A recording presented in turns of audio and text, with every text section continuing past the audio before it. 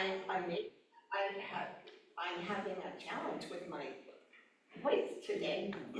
But what I'm knowing is as I talk, it's like oiling it up. So I tried it on the way over here and I thought, oh my God, I can't handle that. No, thank you. Are you gonna talk You about probably need a microphones today? microphone. You know, we didn't even talk about that, so Oh, it's kind of late right now, so, right? Well, except it's recording and it won't. Okay, Can Carolyn, you what go should up? I do? Can we We use have the a- podium? Sorry about this, I Well, didn't. I didn't think about it and nobody else did either, It's so. okay, it's been taken care It's of. kind of in the These air. guys are fixing it up. Okay, not a problem. In the meantime, can I say a few things? You have your water? Just talk loud. Some are hard of hearing. I do. Oh, good. Batteries in here. Yeah.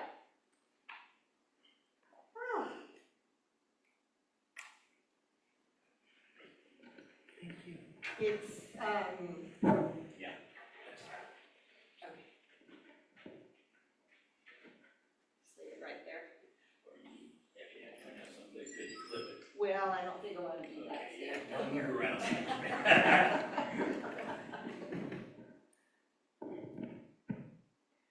Testing? Testing. Testing. November 16th, 2025. Thank you. Sounds good. This year has gone by so fast. Is anybody else experiencing that? Yes. Unbelievable. And the only way that I know how to slow things down is by taking a deep breath and knowing that I have all the time that I need, and that at every moment I know exactly what I need to do. And anything other than that can just fall away. And maybe that is a thought that you can massage for yourself in whatever way works for you in going into the holidays. Where even if we're not all that busy, that we can make a point to enjoy the things that we want to do. What we want to participate, programs that we want to go to, and there are so many wonderful things. And also the things that are going on here. Wonderful opportunity.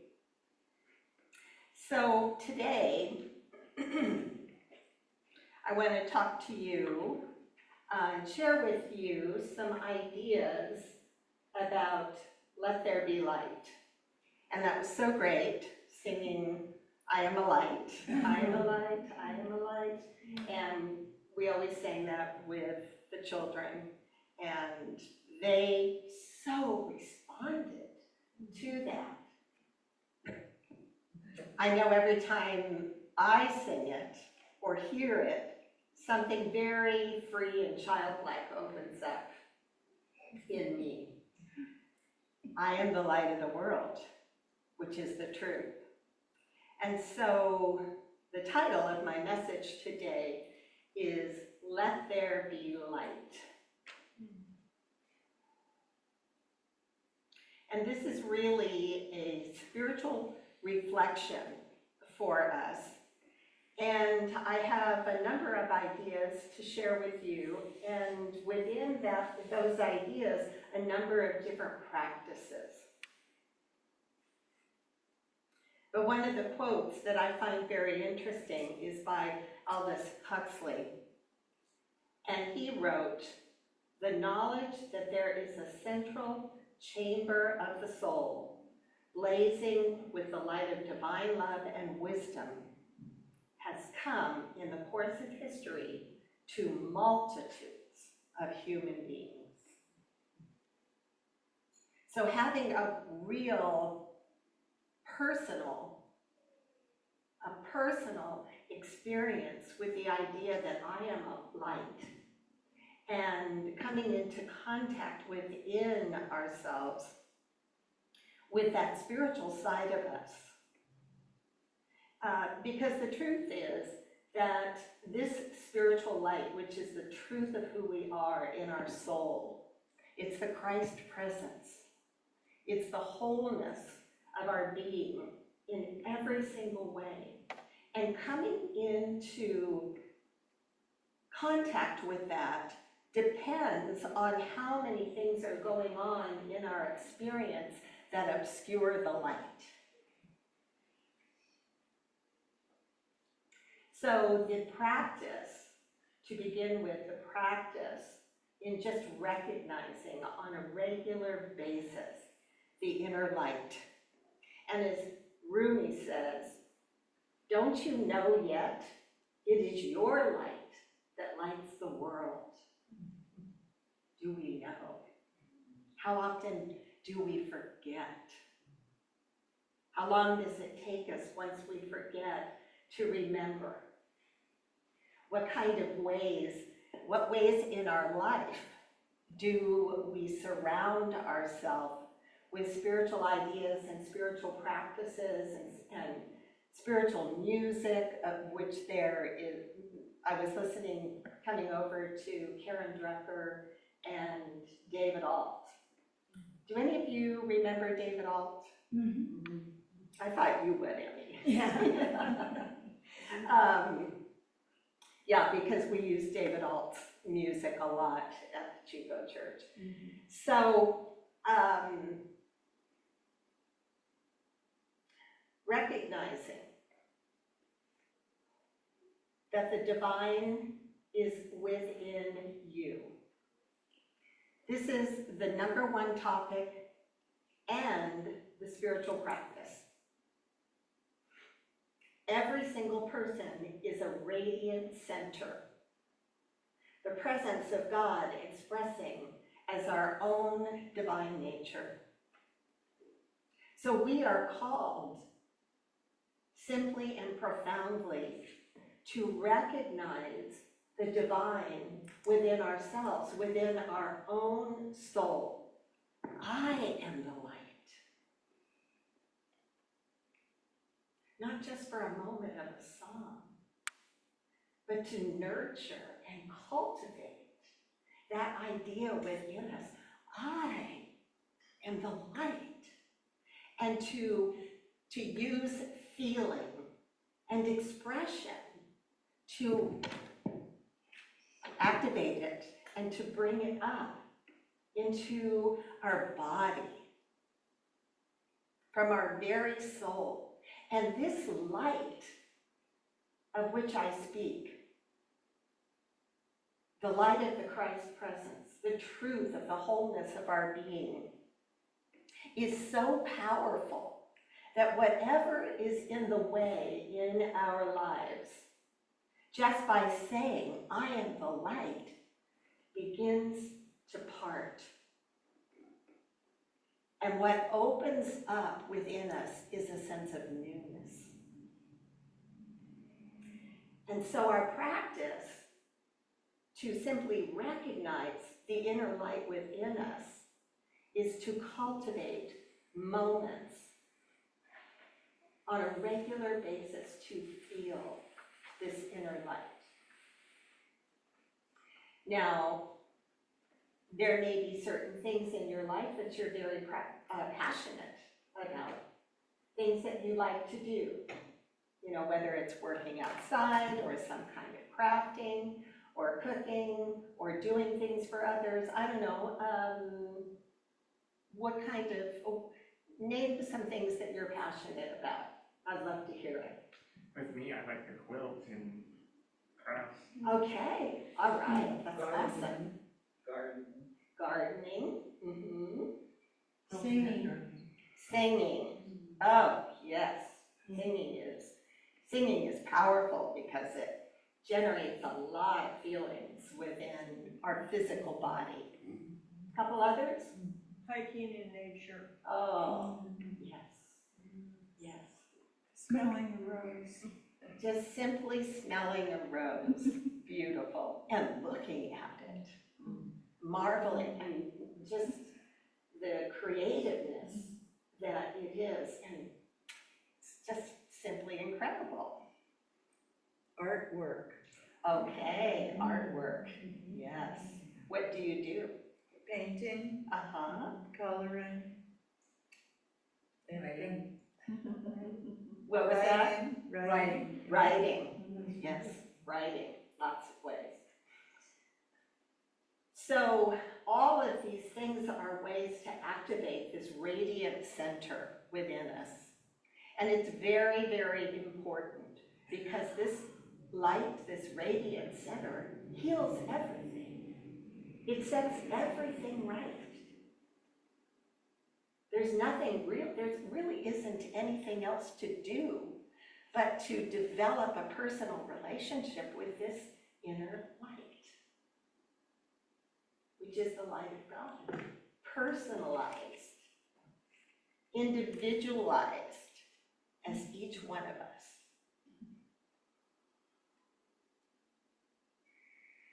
And to affirm, the light within me is the presence of God. Now, if the light within me is the presence of God, I'm thinking, my gosh, if the light within me is the presence of God, then I must be an expression of God. VR. I am. I am. So this presence that we're talking about is our own presence. And this is where it becomes personal and relational. So really we're developing a relationship, a personal relationship with that part of ourselves that is coming forward in our lives in everything that we're doing, especially things that seem challenging.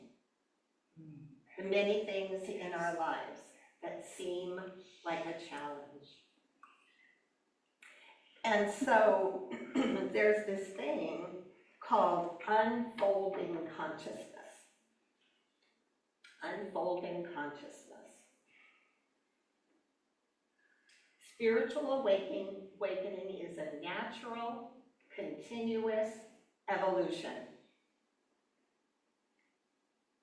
Say that again.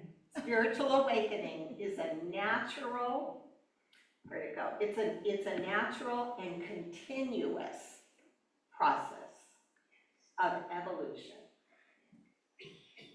Now, you know, when we embody a certain state of consciousness, that is ours by divine appointment. That is our agency. And when we are meeting things that are challenging, we have that agency to rely on. We have been empowered with this truth. And the more that we use it, and you might think about this and the things that you're passionate about, the more we use it, the more powerful it is, the easier it comes out into the presence. And it's something that begins to become just a part of us. You know, it doesn't seem, it's not like walking on water or well, but it is like being Jesus. And I believe that all of us have the archetype of Jesus within us. That we know, there's something intuitively within us that we know how to walk that path. To feel our feet on the ground, to look at the things that may seem ugly, to look at things that are dying, to look at the challenges that we might be having in our families, or in our physical bodies, or in our finances, or in our relationships, whether that's with our neighbor, or someone that we live with, or a family member.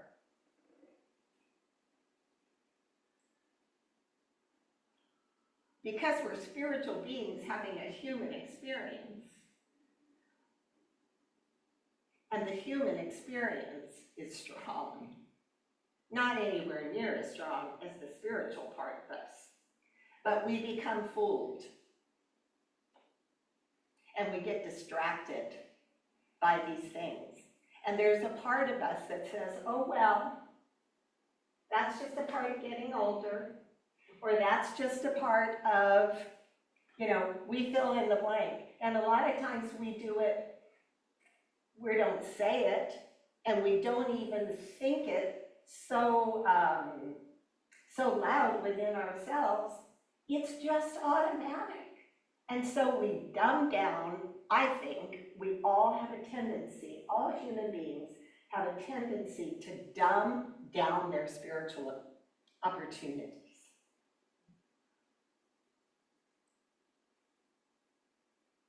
But of course, in this unfolding of consciousness, we notice how awareness grows through insight, reflection, and practice. And we need to honor our own path of awakening. Ernest Holmes said, never limit your view of life by any past experience. Well, I don't know about you. But I'm growing as well. I'm evolving. Oh, I don't know if I finished my thought about evolving. So wherever we evolve to, that's ours by right of consciousness. And no matter what it is that we're going to experience going forward from that point, that consciousness is there to serve us as long as we remember that we have it. And we cannot lose the advancement that we have made in consciousness. And now remember, I'm talking about a personal relationship. And I'm also talking about making these thoughts and these practices the default button. There were, all of the, so many prayer requests today for each one of you and for others that you were praying for. Prayer is not a hope. Prayer is a spiritual practice that never fails. Now, I feel very, Dell, you're gonna know what I'm gonna say before I even say it. I feel very, very fortunate that I learned the practice that Dr. Ernest Holmes, who founded Religious Science, put together called spiritual mind treatment. And so whenever I am looking at something that, first I have to ask myself, well, is this deterioration God ordained? Or a mental challenge? Physical challenge? Is this God ordained? It is not, in case you're wondering. The challenges, the things that you're asking prayer for, these don't have to be. But, however, no matter what it is that we are experiencing, let's just take it to our own experience. No matter what it is that we're experiencing, this is an opportunity for more growth. It's an opportunity for saying, thank you, God. This is an opportunity for me to deepen my faith. Now, when we do this, what begins to happen if we're really truthful with ourselves, if we're really dedicated to this idea, to this spiritual truth, what begins to happen is that we are called to look square in the face all of the challenges in our lives as opportunities, and to know that we are being divinely guided, that wisdom is unfolding through us, and that the way is being made known. And that way may be calling us to do the thing that we had the hardest time doing, which is Growing? change. Oh, Change. Dirty bird. It calls us to change. Not really. And in our spiritual practices, that what is needed is going to come forward, and we will be aware of it. So are we willing to love ourselves that much? That was from the Daily Word, what was read? About loving ourselves, Yeah. putting ourselves first. yes. Right, That's right, yeah. right. Could I be so bold to ask you to repeat that section after the word change? I kind of went off. I probably don't remember it. But something will come around. Okay. Something will come around. She's ad-libbing. Well, I didn't remember it either. Sorry. No, that's all right. All right, so there's an inner light within us. Number 2, that inner light is an unfolding consciousness that is always from the inside out growing us, opening us, and asking us to never limit our view of life. And I'm in the equation of that life. To never limit my view of myself. Even if it's based on yesterday's experience. We have it within us to always do something bigger, better, more clear, more powerful, and to, I am the light of the world. Okay, well, we've got stuff to let go of in order to really be and to come out on a regular basis, that light. And guess what? As we practice that inner light and the idea that that light is an unfolding consciousness within us, as we practice that, we begin more and more to experience illumination. To be illuminated. It's just simply like turning on a light within ourselves. We walk into a dark room, we turn on the light, it becomes illuminated. We can see things that are there. But spiritual illumination, oh my gosh. That is going to give us the opportunity to see things that we may not want to see. And things that we will bring this unconditional love to.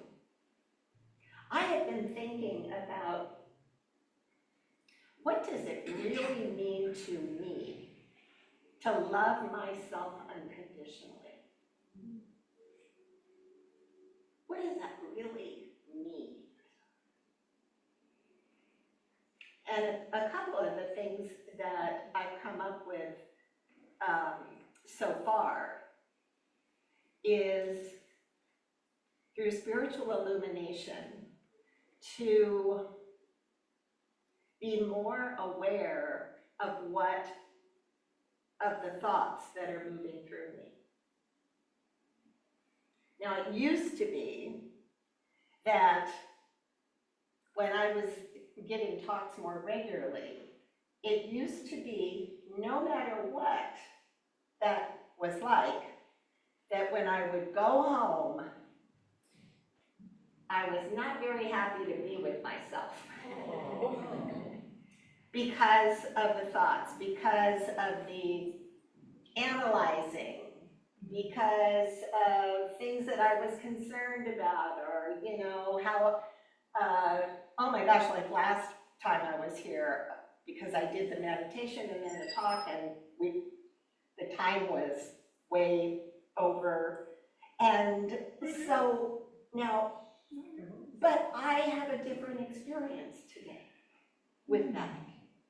I can be aware of something, I can discern, be discerning about an experience, even going out to dinner. Well, how do, you know, what's my discernment rather than my judgment about that meal? What are my values?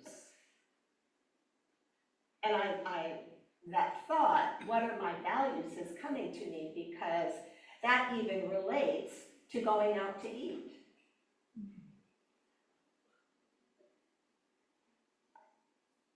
What we choose.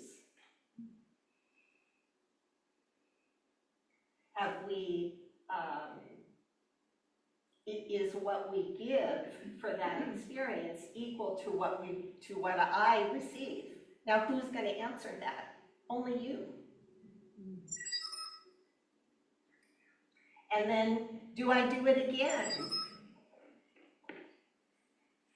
I'm not worried about it, so don't worry. Yeah, it's okay. So, funny noise.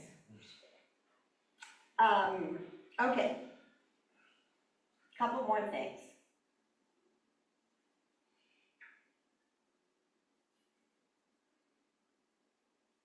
This is probably a no-brainer. We do not create the light. The light has been given. As a matter of fact, there's so much that has been given that we're not partaking of. Because we don't have the eyes to see the potential. And we're very stuck at times in certain areas, certainly not all of the areas, but we get stuck in habitual thinking and doing. So doing practices around the light is so important, because the light within us and our relationship with that light needs to be so strong that it will help us to break our habits. Because we'll be willing to not just rush in or rush out and do or say the same thing. I'm finding in a class that I'm teaching that there are people who have great concern about others. So when I ask them to write a spiritual mind treatment, they write it for somebody else. Now, there's nothing wrong with that. But we are the best guinea pig, so to speak. And writing a spiritual mind treatment is, as Del knows, has certain steps that we learn. It's a structured process, because if you're knitting or crocheting, did you say? Quilting. Quilting. If you're quilting, if you're doing music, if you're writing, all of these things we had to learn. And, you know, there's a structure, right? There's a structure to the learning. But once we know the steps and we've integrated them, then we can start letting our own individual creativity come in. So there is a resistance within us, believe it or not, to do our spiritual practice. Anybody ever experienced that? Oh, yeah. There's a resistance to doing meditation. not here and there. Here and there gets us here and there results. Prayer, affirmative prayer. Who is the affirmation for? Who's the prayer for? If I'm concerned about somebody else, the prayer is for my mind in terms of how I'm seeing them. If Jesus, when he saw people that were suffering in some way or another, and in those cases, he really knew they were suffering. Sometimes we project our own concerns onto other people. That we think that they're suffering, or we think we know what their experience is. But let's say somebody is going through a challenge. The prayer is to spiritualize our own thinking. What it is that we are knowing about that individual. That they are an expression of this one infinite life of spirit. Now, I can't know that about them unless I'm knowing it for myself. So I begin with I. There is only one life. That life is the infinite spirit of God itself. It is the light within the soul of all people. It is whole and complete and knowing. It is the very nature of love and power. And that is the truth of my being as well. And so I am knowing for Don that he is also an expression of that infinite life. That power and love and wisdom is implanted in his soul, that he is the light, that he has everything that is needed within him and being drawn to him for his highest good, for his healing, and for his forward movement on the spiritual path. Now, when we do something like that for someone else, do you think you might be lifted up? Yeah. Yes. So we do not create the light, we reveal the light by dissolving beliefs and emotional shadows, which are everywhere all around us. It's said that one of the greatest fears is of death. And that we do ourselves a big favor if we live consciously every day as if it were our last, or our last week in the planning. And to do it with joy,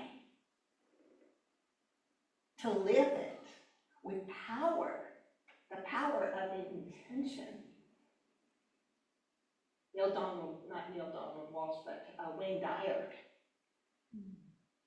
speaks so clearly about this for all of us. And one last quote, Rumi. You know, the wound is the place where the light enters. Again, The wound is the place where the light enters. So yes, there's a practice of turning away when we're doing our spiritual practice, when we are doing affirmative prayer and creating this out of our own soul and our own feeling center. It's a wonderful process. And we don't want to hide from our wounds, from our challenges, from the things that we fear, from forgiveness of people, places, or things. Now I'm going to close with a little story about a friend of mine, actually David Ault, Reverend David Ault. And I read a story of his recently where he talked about, he took a trip to India and he was so excited about going to India. And it was a long journey. And his plan was to travel up this arduous path to a high mountaintop where a particular guru was. And he had to have a guide in order to do that. When he got up to the top of the mountain, he talks about how exhausted he was. But one of the first things that he noticed was that there was usually a very long line to see this particular guru. But on this day, at this time, there was no line whatsoever. It was almost like this man, this very sacred, learned individual, was sitting there waiting just for him. He went in and he sat down, and before he could even say anything, the guru said to him, "You know what the answer is." Yes, my friend, you came all this way. But what I'm here to tell you is you already know what the answer is. So Reverend David Ault sat there and looked at him, trying to squeeze out, a few extra moments to sit at the feet of this guru who he had traveled to India and climbed up this arduous mountain to see. True story. And the man must have sensed that he still needed something else. And so he said to him, "My friend, why do you still withhold love from those in power?"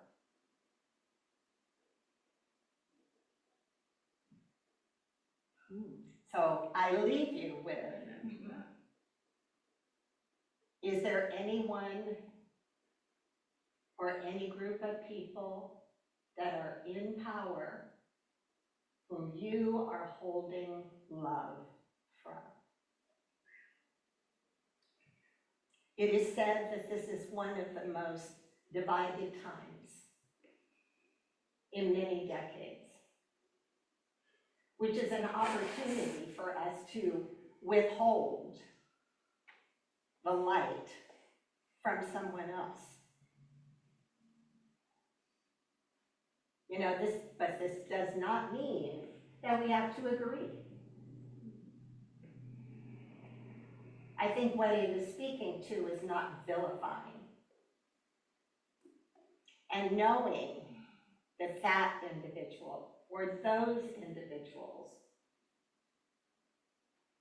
or that generation, whatever,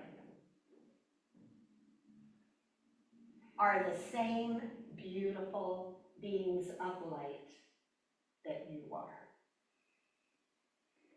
You are the light, so let there be light. Yay.